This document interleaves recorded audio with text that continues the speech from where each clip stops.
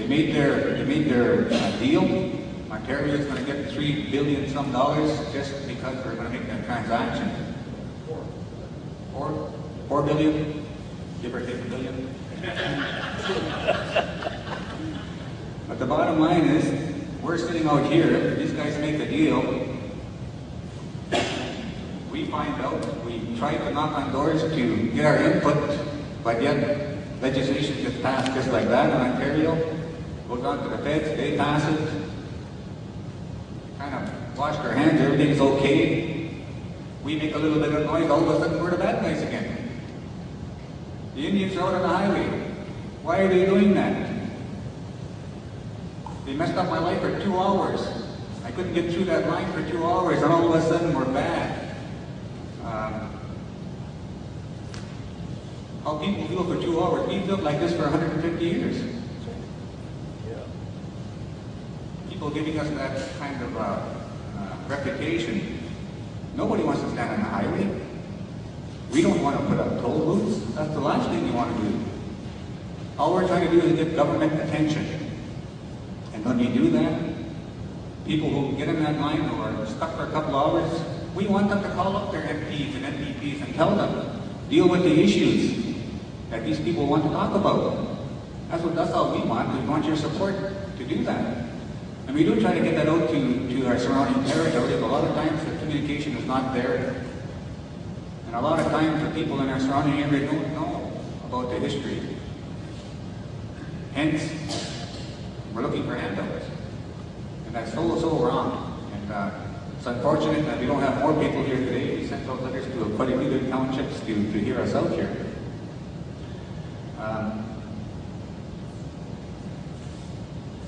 So really, I was going to get laid to tell the history, but you'd be here for 2 hours, and I said, no, you just stay over here today. So that's just briefly as to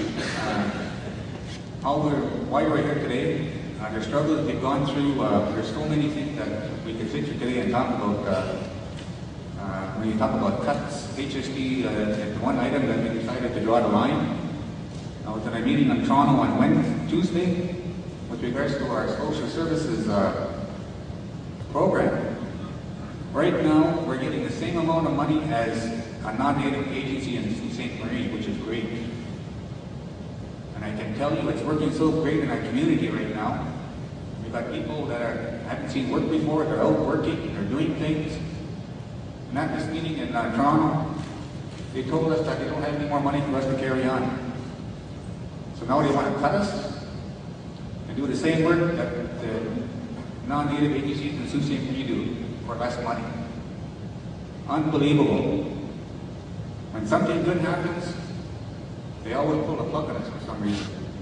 Well, I know what the reason is. They don't want us to rise and become self-sufficient.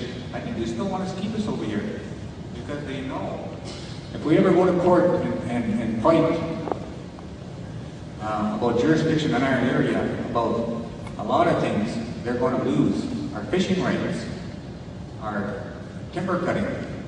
Twice now we got supposed to go to court to deal with it and finally get it resolved by a court.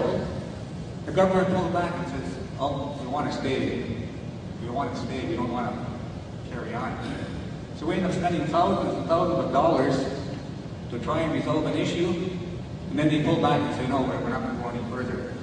But yet we don't get the money back for lawyers' fees that we have spent. So there's so many things, again, that frustrates us. And it's all based on our treaty. And I can tell you right from my heart and honestly that the treaty is alive and well. I think more people need to read it, read the surrounding notes that why we're here today and talking about it.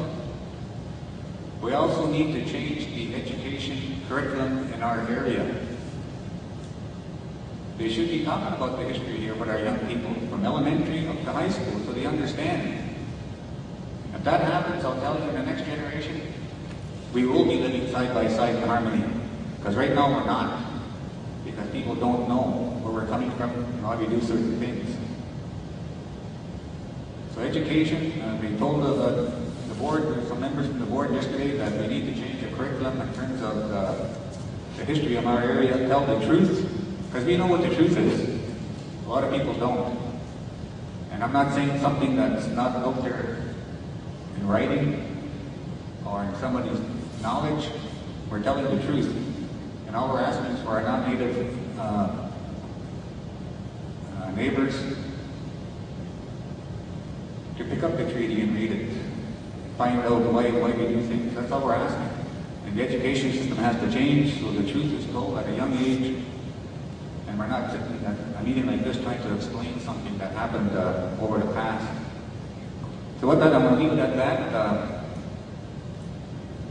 Again, I'm glad that you showed up here today to listen to us. If you don't agree with what we're saying, if you've got something that you want to ask, please ask us, because we'll try to answer what we can for this. We're here. We want to be good neighbors. We've always been good neighbors. But the bottom line is we need the citizens in our area to understand where we're coming from and get educated as to how we want to proceed for